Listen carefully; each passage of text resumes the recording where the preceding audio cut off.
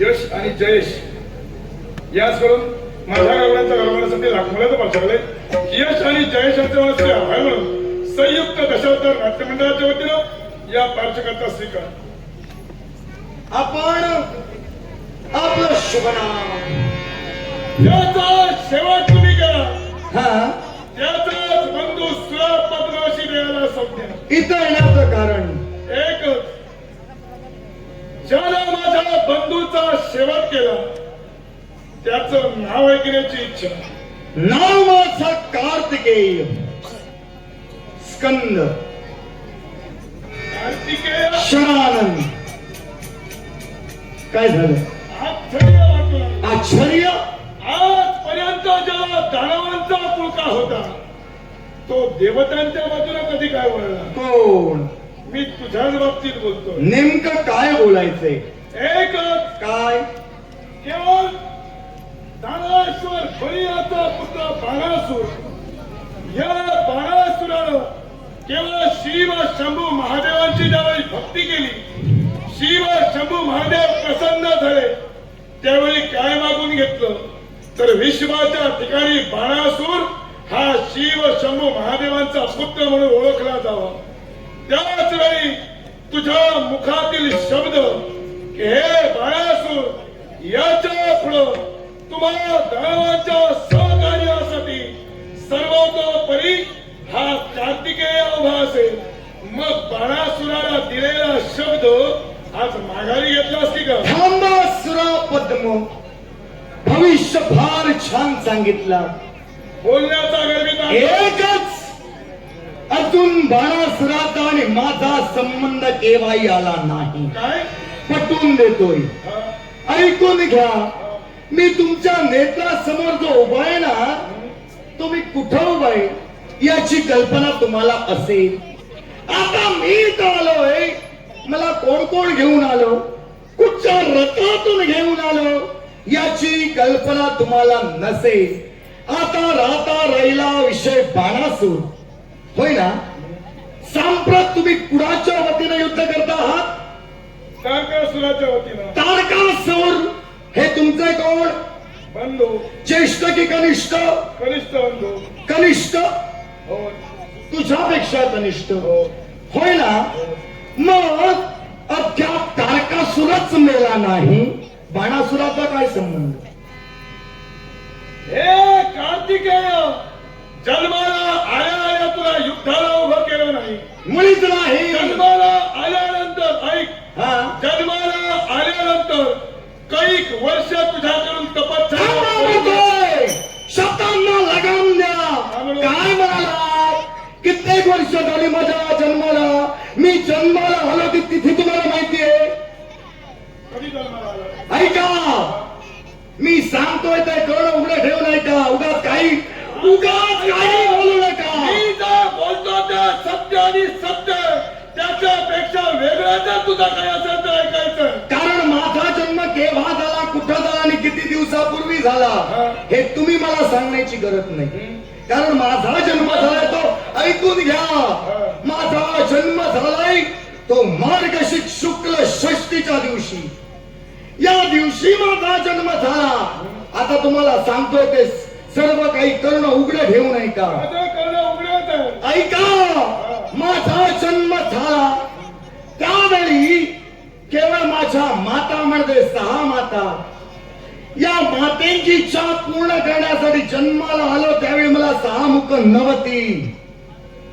मी जन्माला आलो तो एकाच मुखानं जन्माला आलो. जन्माला आल्यानंतर माझ्या मातेची इच्छा एकाच वेळी 6 मातेंचा पन्नाद भक्षण करावास. म्हणून माझ्या मातेंच्या इच्छेसाठी मी 6 मुख म्हणजे षड, त्यावेळी षडानन ही पदवी मला प्राप्त झाली. 6 मुखा मी प्राप्त केली. त्याच्यानंतर एकाच वेळी माझ्या मातेत केवळ मी 50 भक्षण केला. माते समोर माझी इच्छा प्रस्थापित केली. आई तुमचा 50 आम्ही प्राशन केलंय. अर्थात काही क्षण मला इथं विसावा घ्यायचंय. आता त्याच्यासाठी मार्गक्रमण करत असताना मला विश्वामित्रांची भेट झाली. विश्वामित्र माझे गुरु होय. गुरुच्या जागी आम्ही त्यांना पूज्य मानिलो आणि त्यावेळी त्यांनी माझं गुरुत्व स्वीकारिलं. इकडे क्रौंच पर्वतावर पाऊस पुरण पावत होते म्हणून एकाएकी शरवर्षाव करण्याचं कार्य या कार्तिकेयानं केलं, म्हणजे स्कंदानं केलं. त्यावेळी देवराज इंद्राला त्या गोष्टीचं वाईट वाटलं म्हणून केवळ त्यांनी दानवांची निर्मिती केली. आता ते कोण म्हणून मला विचारू नका, हे तुम्ही शोधा. आता त्या दानवांची निर्मिती केली, त्यावेळी त्यांना सुद्धा जेरीस आम्ही आणलं. देवराज इंद्र आम्हाला शरण गेले. तिकडे कैलासावर प्रकार असा घडला, पार्वती मातेला आणि शिव शंभू महादेवाला अधिक आनंद होत होता. त्यावेळी त्यांच्या मनात संभ्रम निर्माण झाला. त्यावेळी त्या संभ्रमाचं निर्मूलन करण्यासाठी देवर्षी नारद तिथपर्यंत गेले आणि त्यांनी कथित केलं की तुम्हाला पुत्र संतती प्राप्त झाली म्हणून तुम्हाला आनंद होतोय. त्याच्यानंतर प्रकार असा घडावा, देवराज इंद्र शरणागती येण्यापूर्वी त्यांनी माझ्या उजव्या बाहूवर वार केला. जन्माला आलो आणि बाप झालेला पहिला कार्तिक हो. माझ्या उजव्या बाहूवर वार केला. शाख नावाची असुर निर्मिती, असुर जरी असला तरी तो सत्कर्मानं वागणारा. दुसरा डाव्या बाजूला वार केला. विशाख नावाचा पुत्र जन्माला आला. माझ्या मणक्यावर वार केला. नैगम्य नावाचा पुत्र जन्माला आला. त्यावेळी देवराज इंद्र मला शरण गेले आणि मला नेण्यासाठी 100 केवळ चाकांचा अश्व शिव शंभू महादेवांनी माझ्यापर्यंत पाठविला. प्रकार असा घडला, त्या गोष्टीला मी मज्जाव केला, कारण कैलासावर मला जायचं नव्हतं. आणि त्यावेळी केवळ शिव शंभू महादेवांची शपथ नंदिकेश्वरानं मला घातली. प्रकार असा घडला, केवळ शिव शंभू महादेवाची शपथ पाहिजे मी तुडवणार नव्हतो म्हणून माझ्या मातेंचा त्याग केला. कैलासावर गेलो. कैलासावर गेल्यानंतर काय घडलं, शिव शंभू महादेव यांनी स्वतःचा पुत्र म्हणून मला स्वतःच्या कंठी स्वतःच्या भाऊपाशात घेतलं. त्यावेळी देव देवतांच्या मुखात शब्द बाहेर पडले, देवा याचा जन्म तारकासुराच्या वधासाठी झाला.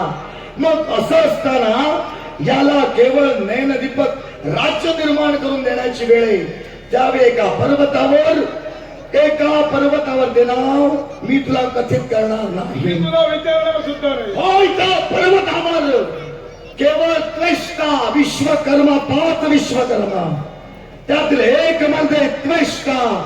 त्या विश्वकर्मानं मला एक सुकुमार नगरी प्राप्त करून दिली. इकडे काय घडलं, नारद नावाच्या ऋषीनं अश्वमेध यज्ञ केला.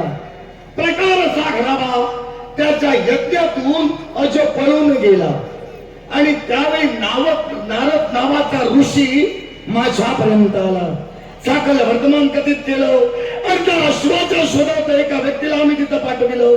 प्रकार असा घडला, तो त्याच्या मागावर राहिला. तो एकेवेळी स्वर्गात जायचा, मृत्यूलोकात जायचा, पाताळात जायचा. फिरून फिरून पुन्हा तो माझ्या पायाजवळ आला.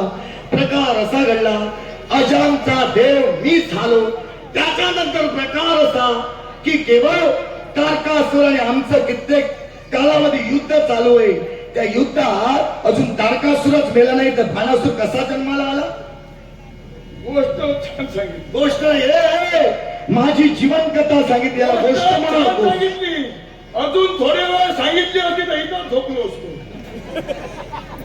याच्या मुळाशी कारण आहे, ज्यावेळी तारकासुराला मारण्यासाठी म्हणे तुझा जन्म झाला होय ना, मग तारकासुराला मारण्यापूर्वी देवतांनी तुझ्याकडं सेनापती पद दिलं होय ना. देवतांचा सेनापती म्हणून तुला उभा केला.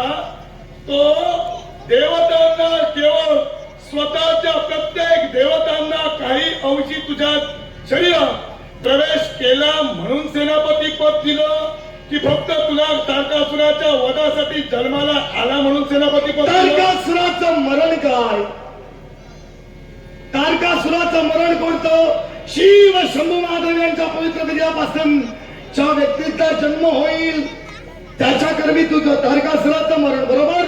मग असं असताना देवतांनी नाट्य घडविलं. आता थोडक्यातच सांगतोय. देवतांनी नाट्य घडविलं आणि त्या नाट्यातून माझा जन्म झाला. मग असं असताना ज्यावेळी जन्म झाला मी माझ्या पितृदेवतेपर्यंत गेलो, त्यावेळी देवतांनी अनेक आयुध माझ्या स्वाधीन केली. त्याच्यावर तुझं काय मत आहे? माझं एकच मत आहे. काय ते? ते काय, जे तू फिरून फिरून फिरून फिरून जे काही सांगतोस, जे काही सांगतोस त्याच्यामध्ये तुझी भक्ती सुद्धा झालेली आहे, जी तू सांगण्यासाठी नाकारतोय. मला सांग, का नाकारतोय ते कळत नाही. मी भक्ती केली. अरे आता सुद्धा मी व्रत असते.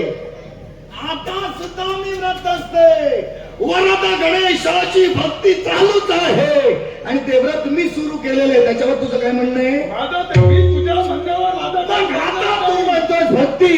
मी काय म्हणालो? काय? जर का विश्वाचा उत्पत्ती करता ब्रह्मदेवाला जर का सहस्त्र वर्ष भक्ती करावी लागत असेल, विश्वाचा पालन करता जर का महाविष्णू, त्या महाविष्णूला जर का सहस्त्र वर्ष जर का तपासाधना करावी लागत असेल, मग ती बंधनं तुला काय? याला कारण आहे विश्व कल्याणार्थ माझा जन्म झाला. आता तू भक्तीचा मुद्दा काढलास म्हणून तुला विचारतोय. तुम्ही भक्ती केलातच, देवराजावर मात केला. कुणाच्या पुण्याईनं? कुणाच्या पुण्याईनं? आमच्या तुझ्या नाही. काही बोलू नकोस. आता भावता काढू नकोस. या तुझी पुण्याई नाही, तुझ्या दोन्ही भावांची सुद्धा पुण्याई नाही. या तुझ्या बापाची आणि तुझ्या आईची पुण्याई, तुझ्या आई बापाची पुण्याई. आता ती कशी ते सुद्धा सांगतो, तेव्हा तरी पुढे तुला उपयोग आहे.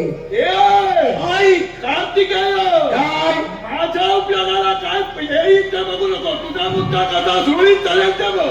माझा हे मला काय सोपा पडेल, माझ्या नादी लागू नको. मित्र कुणाच्याही नादाला कार्तिकेय नाव जर नाही विसरायला लावलं, मला हे पद्मा नावात मग सांगणार. आता मला सुद्धा पाहिजे. काय करू शकतोस ते हवं ते कर. मी तुला संधी दिलेली आहे. तुझ्या बुद्धीला जे काही होईल मी तो उपाय हवं ते मग म्हणतो. ब्रह्मदेवांकडे का गेला होतास? मी ब्रह्मदेवांजवळ गेलो. हो. कोण्या कारणास्तव? ओम या शब्दाचा अर्थ विचारण्यासाठी ब्रह्मदेवांकडे गेलास की नाही? मी नाही गेला. मी नाही गेलो. मी गेलोच नाही. तुझा बोलणं मला खूप आवडलं. नाही बोल तू. मुद्दा मुद्दा स्पष्ट कर. मुद्दा स्पष्ट कर. तुला सुद्धा मी प्रश्न विचारणार आहे. स्पष्ट ऐक. हा, बोल. मी प्रश्न विचारणार आहे. मी तुला विचारलं. हा? प्रश्नाची जर भीती असेल तर विचारत. मला भीती नाही. हा. इथं आलोय. मुद्दा मी इथं आलोय तो निष्क्रियतेच्या भीतीनं नाही. हा, आम्ही सुद्धा इथं आलोय तर हा, इथं आलोय तो खंबीरतेने उभा राहण्यासाठीच आलोय. बोल. मी सुद्धा इथं सुरुवातीपासून मजबूतात पाय राहून ठेवलेला. मला पाहायचं बोल. मी जरी वादळ आली तरी मी डगमगलेला नाही. नाही नाही ते कळतंय तुझ्या तुझ्या विनोदी स्वभावावर सगळं काही स्पष्ट कळतंय. बोल. ऐक, साऱ्या गोष्टी उडवा उडवीनं चालत नाही. नाही तू तेच करत होतास. मग तू उडवाउडवीच्या गोष्टी करतोस. विनोद जरा करतोय, त्याचं जर वाईट वाटत असेल थांब. कळत नाही. मग तू जर का असं बोलत असशील तर मी माझी जन्मकथा सांगत होतो त्यावेळी काय बोलत होता?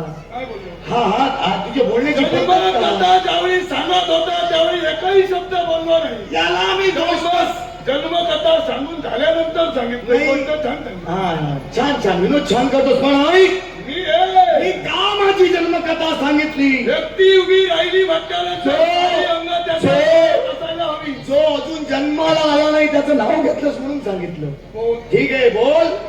ब्रह्मदेव अजून जन्माला आला नाही. मी बाणासुराचं बोलतोय. तू पुढचं बोल. मग नेमकं तू काय सांगतोय ते कळायला हवं ना. नाही तुझं तुला कळत नाही. विश्व माझं मला जर कळालं नसतं तर दानादान कुणाला सर्वांची जी उडविली ती उडविलीच नसते. मी मगा म्हणालो. मी काय म्हणालो? हा. आता ब्रह्मदेवांपर्यंत पोहोचलो तो तू म्हणतो तो जन्माला आला नाही त्याचं तू बोलतो. मला नेमकं कळायला हवं नाही नाही, ना. तू बोल बोल आता बोलच. तर त्या ब्रह्मदेवांपर्यंत गेलास. ओम या शब्दाचा अर्थ त्यांना विचारिला.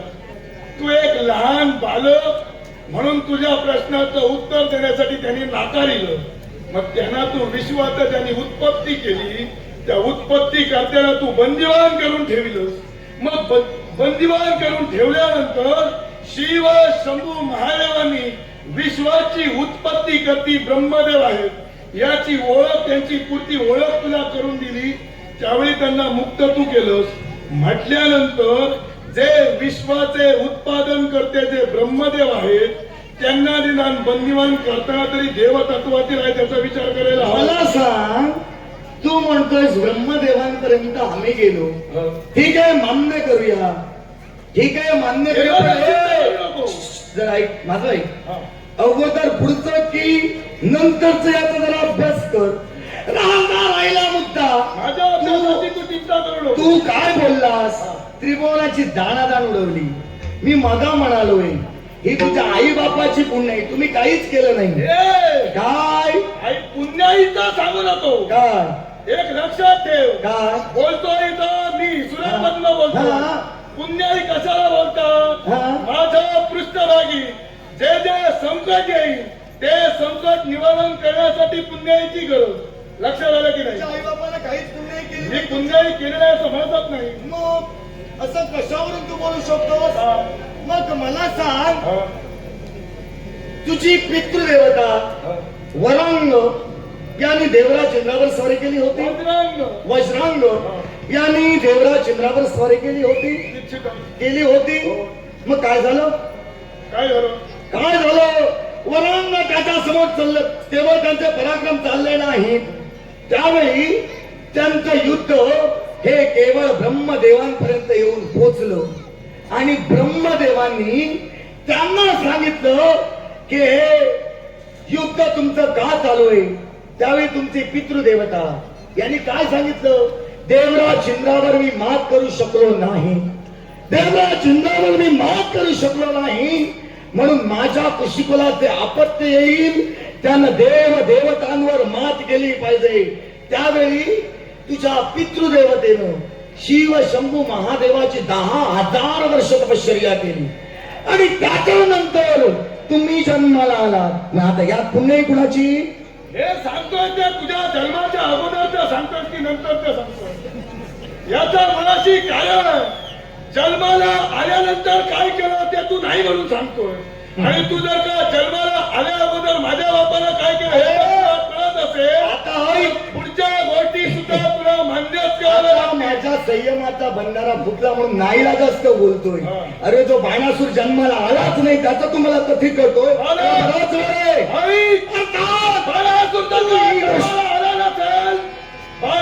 जर का जन्माला आला नसेल तर बळीचा पुत्र बळीला पाता गुणा पाचवीला कुणी. या विश्वात बळी किती ते तुला ठाऊ. याचा अभ्यास कर. या विश्वात बोलायचं असेल तर स्पष्ट बोल. याचा अभ्यास कर त्याचा अभ्यास कर करण्यापेक्षा अभ्यासाची तुला गरज आहे. अभ्यासाची मला गरज नाही. या विश्वात 3 बळी. आता ते कोणतं अस्तित्व धरत हे प्रत्येकानं शोधणं गरजेचं. तर मी फुकणीचं कुणाला देणार नाही. युद्ध करेन आणि माझा कार्यभाग पूर्ण करेन. फुकट नको. तुझ्या मनाला दिला तरी तुझा मला नको. तुझ्या मनाला दिला तरी नको. आता जर एवढा बोलून दाखवितो उद्या दिल्यानंतर सगळ्यांना मी दिलं तुझ्याशी जर का वाढ तेव्हा व्हायला तो माझा होईल. प्रसंगी 2 हात करेन आणि युद्धात धरून तू 2 हात केला तर मी 4 हात करीन. मग मी 6 हात करीन. शतखंड करीन. याची कल्पना सुद्धा होणार कर. तत्वापासून मी माघारी फिरणार आहे. जर का तू माझं भेटशील तर आता या पाण्यावर वार मी मुळीच घेणार नाही. हा तुझा धंदा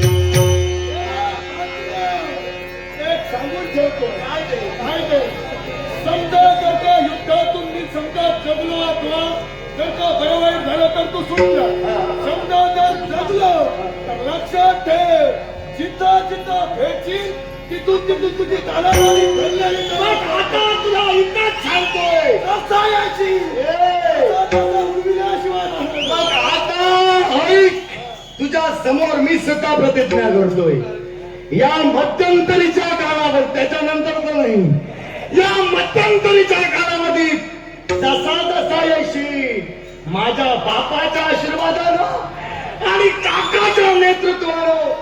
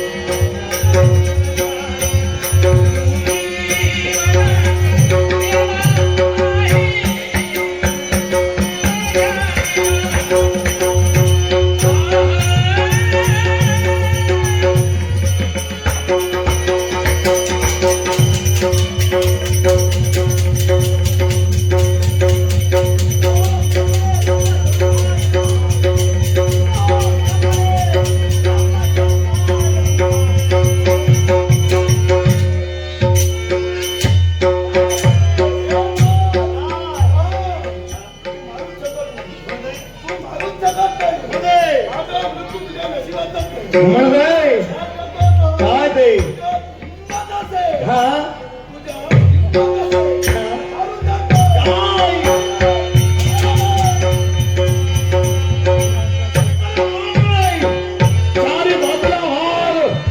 याचं माझं युद्ध झालं त्या युद्धात महाभयान वृक्षाचं रूप धारण केले. कार्तिक मागे हटणार नाही याच्या भेदण्यासाठी